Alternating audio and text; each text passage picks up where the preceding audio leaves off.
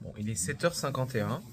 Moi, je suis en train de finir de déjeuner et faire des câlins à mon chien, hein, qui normalement ne devait pas avoir le canapé. Mais dès qu'il y en a un des deux qui se barre, il vient rejoindre l'autre. Et pendant ce temps-là, mais que fait ma petite femme? Ben voilà, ce matin, c'est atelier peinture. Mon petit artiste peintre me fait En pyjama. en pyjama. Parce que les EPI, j'ai beau lui dire, achète, enfin pas achète, mais des EPI, elle les met jamais. Mais bon, il sera beaucoup plus beau ce radiateur que ce qu'il était avant. On vous montre ça plus tard. Oui, parce que ça pue. Et les EPI, c'est time. Bon, ma petite femme, elle a intoxiqué toute la maison. On a les yeux qui piquent, la gorge qui gratte et tout. D'où l'intérêt de ne pas faire de la peinture dans une maison. Mais, il est beau, même après une première couche. Waouh, elle a bien travaillé encore, ma petite femme. On continue le boulot. Donc, ma petite femme est avec ça. Enduit d'imperméabilisation, je vais vous montrer. Encore là, un truc de merde. Elle aime bien les trucs de merde. Encore un truc de merde. C'est un truc couleur verte là, toi, ça enduit là. Et en fait, ça permet en sous-couche de protéger. Et d'éviter que ça couche. Et pour ma part, moi, le chien, pousse-toi du radiateur. Donc le radiateur que ma petite femme elle a peint, là, il devrait être à peu près sec. Il y aura quelques petites retouches à faire. J'ai placé le système d'accroche aux bons endroits. Maintenant, il y a juste à faire un petit trou avec un petit foret qui vaut un œil. Bon, il est un peu rouillé, mais c'est pas grave, il marche quand même. Petit foret de 20 ou 22, je me rappelle plus. À peine 80 € pièce, mais ça vaut le coup. Bien sûr, la sécurité. Les bouchons d'oreilles, les lunettes. Qu'est-ce qu'on a d'autre? Évidemment, des gants. Des tongs. Non, ça c'est pas des filles. Bah, c'est déjà pas mal. Allez, un petit trou. Bon, j'ai fait un avant-trou, mais j'ai pas été très généreux sur l'avant-trou. Là, j'ai fait un avant-trou à 6. Donc bon, du coup, ça perce, hein, mais j'aurais pu être un peu plus généreux. Faut que j'aspire en plus régulièrement, sinon après, ça se rebouche un peu pourri. C'est qu'un AIP à traverser, hein. Terre, mon capitaine, terre! On voit le fond! Bon voilà, dans notre débarras du sous-sol avec nos chutes de placo qu'on utilise régulièrement, si tu lèves la tête, tu vois ici mon trou. Tout va bien. Il est là. Le deuxième devrait se trouver quelque part par là, là. Parce que forcément, il faut se mettre à chaque bout du radiateur pour être dans les meilleures conditions. Après, je me raccorderai sur ces tuyaux-là, qui sont un peu tordus, qu'il faudrait que je redresse, j'en profite pour le redresser. Et puis, ce serait pas mal. Bon, bien que le premier trou soit bien passé, j'ai décidé de faire un autre avant-trou à 10. Ce sera pas assez long, mais ça ira bien. Ah oui, entre deux, conseil de ma petite expérience, les forêts à béton. Si vous avez des trous simples, achetez ceux avec des palettes comme ça, là, simples. Par contre, dès que vous commencez à avoir du chantier un peu plus balèze, attends, faut que hop, achetez des trucs avec des 3 points comme ça, là. Comme celui-là, je pense qu'il est là, hop, je sais pas si tu vas réussir à le voir. Ouais, tu vois, c'est quand même vachement plus efficace dans les trous. C'est plus cher, mais t'évites des heures de te faire chier à percer des trous. Pareil, le perfo au lieu de la perceuse à percussion, ça change tout. Celui-là, il a une éternité, je vous en ai déjà parlé, mais il tourne encore. Tant qu'on est dans les conseils. Attends, je te mets... Hop. Pour le radiateur, on l'a repeint avec de la peinture, tu vois. Attends, je sais pas si tu vois en bas, il y a marqué 130 degrés. C'est mieux, ça évite que ça s'écaille après. Alors, j'ai pas de passion sur les marques, hein, mais ça vaut le coup de mettre aussi un peu plus cher pour pas être embêté après. Le deuxième trou est fait. Alors, il est volontairement excentré parce que quand on a le deuxième point du radiateur, le premier point rentre verticalement et le second, ça fera un coude comme ça. Donc tout est prêt. Il n'y a plus qu'à, je dirais, hein. Le top là, c'est que j'ai le radiateur pour bien mesurer les longues de tuyaux. Donc il va falloir que j'appelle ma petite femme ou que j'aille lui casser les pieds. Voilà. Donc comme je vous ai dit, il va falloir que je casse les pieds à ma petite femme. Parce que j'ai besoin d'elle. Elle a changé d'outil parce qu'elle en prenait trop plein la gueule. Elle a choisi le petit rouleau là. La patte de lapin. La patte de lapin. Je cherchais un truc en queue, mais en fait c'est pas une histoire de queue, c'est une histoire de patte. Cochon. Et ça a l'air d'être mieux, non? Je sais pas. Elle en fait moins à la fois, mais Non, c'est c'est pas grave. un peu moins plein la gueule.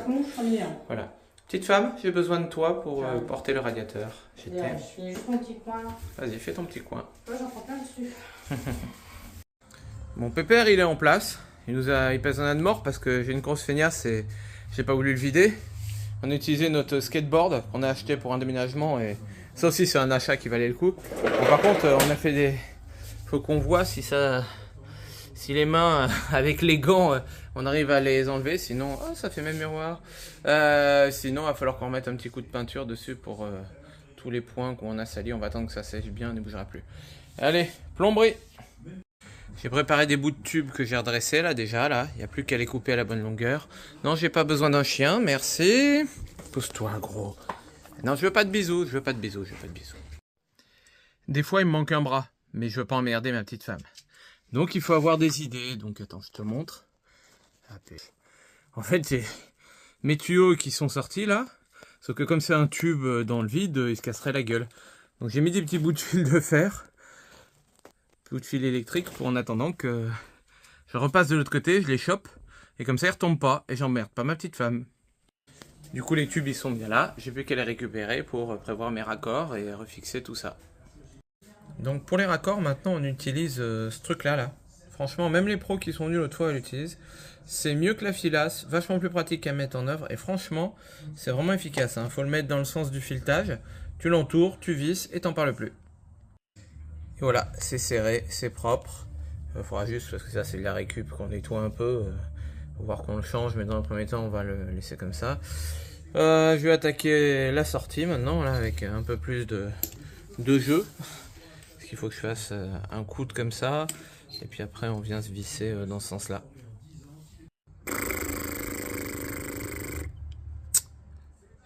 Oubliez de sertir celui-là. Si tu oublies de sertir celui-là, ta pince qui fait 4,50 m de long là, ben elle rentre plus. T'as beau essayer de trouver un sens, mais ça marche pas. Donc t'as gagné le droit de tout redémonter et de recommencer. Bon, c'est réenlevé, sauf que quand tu desserres la filasse, faut la refaire, parce que c'est tout niqué. Ah là là là là, j'ai vraiment du temps. Voilà, ici c'est pas mal. Maintenant, direction le sous-sol pour voir comment ça se passe pour la suite, pour faire le raccordement avec l'existant. Mais là, c'est pas mal. C'est pas mal, ça pourrait être mieux, mais c'est pas mal. Le sol, on s'en fout, on refera après ce qu'il faut. Mais ça me convient.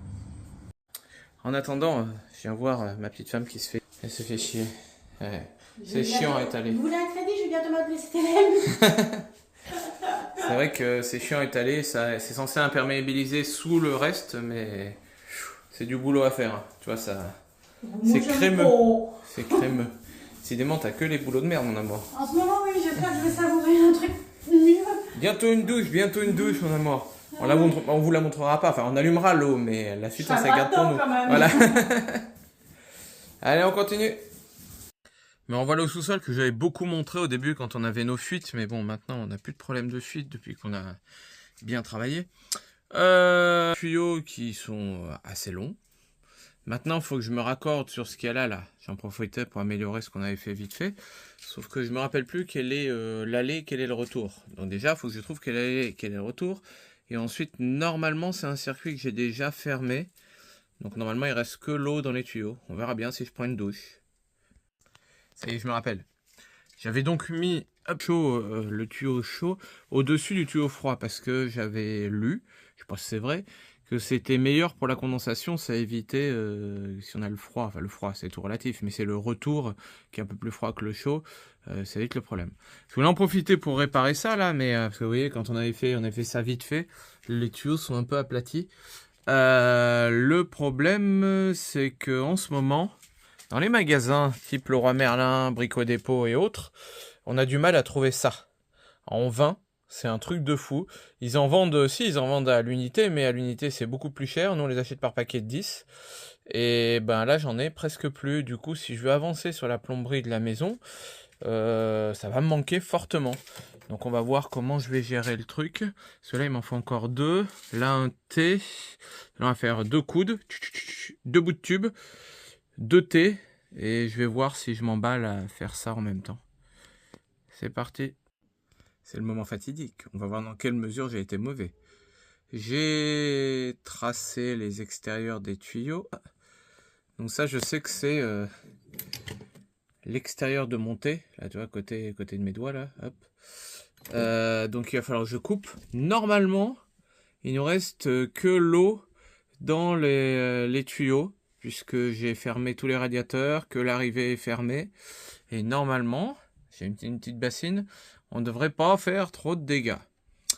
On va donc voir ça immédiatement. Commencer par lequel? Celui-là. Allez, je vais essayer de passer comme ça pour éviter de le couper. Hop, je regarde juste où je suis. Voilà, hop. Bon, c'est pas au millimètre près, de toute façon. Hein, mais... J'ai presque même...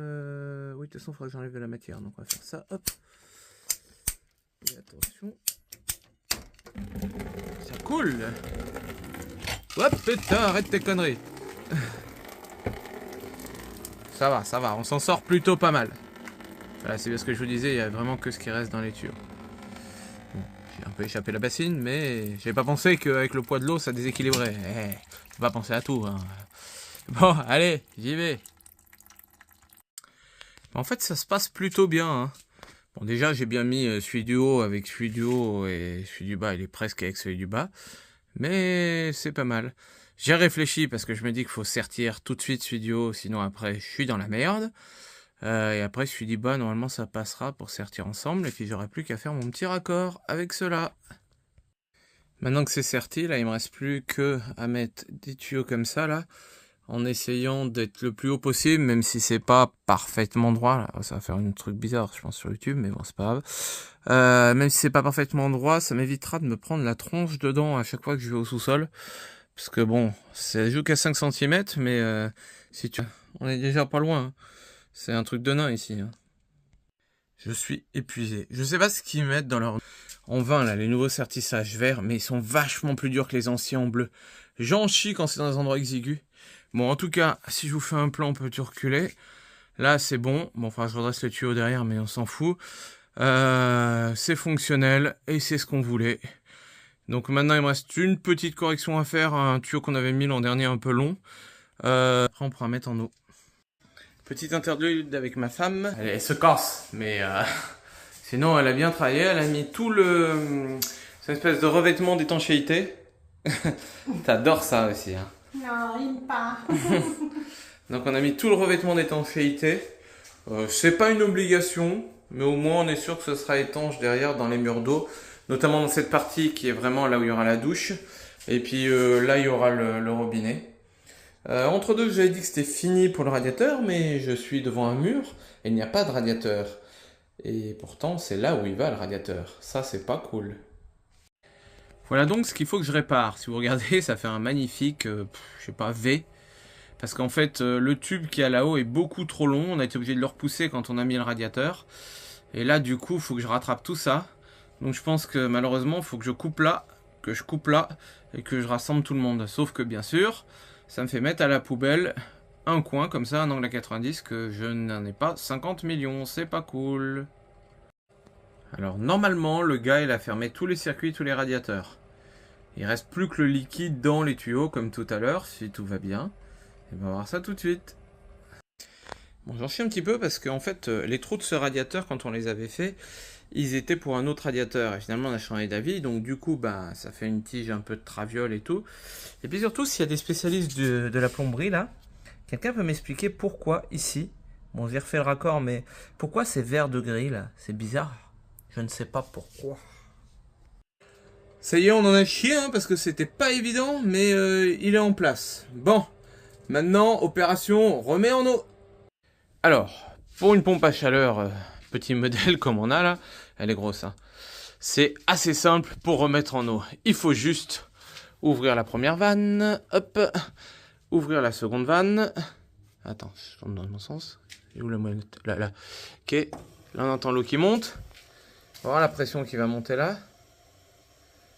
Je pense que je vais la monter à 1,5 vu tout ce qu'il y a à mettre en pression. Et je monte, allez vas-y, bouge. Parce que quand je vais... ouais, allez, on va y aller. Peut-être pas vous faire monter, ça monte pas aussi vite que je pensais. Peut-être pas vous faire 2h30 de vidéo. Juste pour une montée en pression. Allez, je reviens dans 2 secondes. Ce sera rapide pour vous. Comme je le disais, pour vous, c'est rapide. Sauf que là, c'est en train de se diffuser, vous voyez. J'ai arrêté de mettre de la pression. Du coup, c'est déjà en train de redescendre. Bon, ensuite, j'ai qu'à ouvrir une des vannes de la nourrice, celle qui m'intéresse. Donc là, je réouvre. Je réouvre. Bon, on voit pas. C'est pareil, hein. Je sais pas pourquoi ça fait des... Alors, c'est peut-être la différence de matière. Cette espèce d'électrolyte, je sais pas. Donc là, je réouvre le circuit. Là, c'est juste les tuyaux que j'ai vidés tout à l'heure qui sont remis en eau. Alors, j'aime pas d'ouvrir à fond, mais j'ouvre quand même fortement. Voilà, vous voyez déjà, rien que ça, on a reperdu de la pression. Donc, on va remettre un peu d'eau.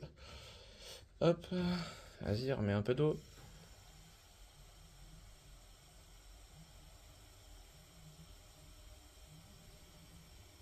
Hop, maintenant on va remettre en service les différents radiateurs. Pour remettre en service, donc, il y a l'alimentation, elle est là. Donc on ouvre en grand. Là, bon, on voit rien, mais c'est ouvert en grand. Et surtout, ne pas oublier, c'est en bas.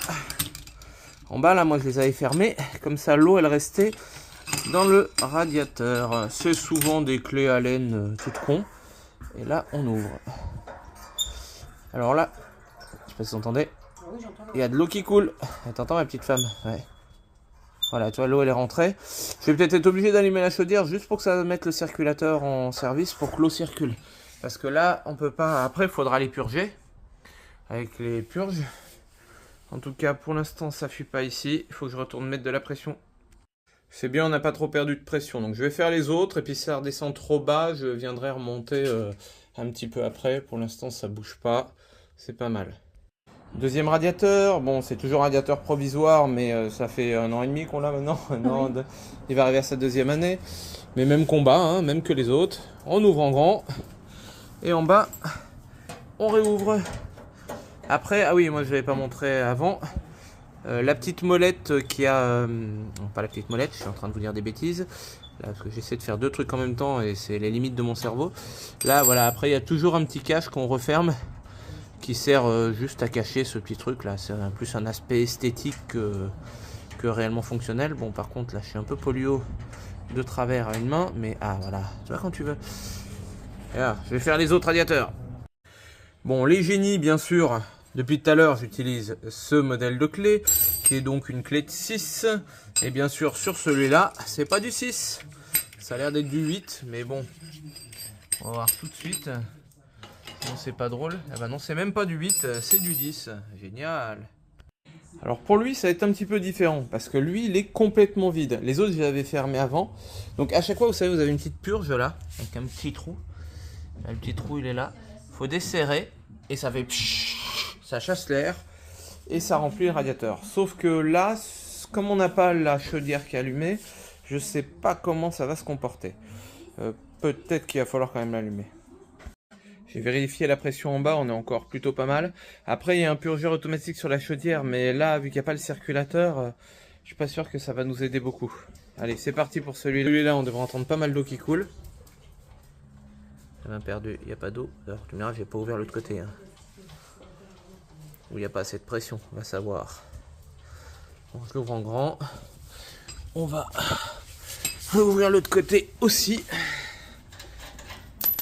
Hop là, hop là. C'est une clé comment ça aussi, c'est une clé balèze.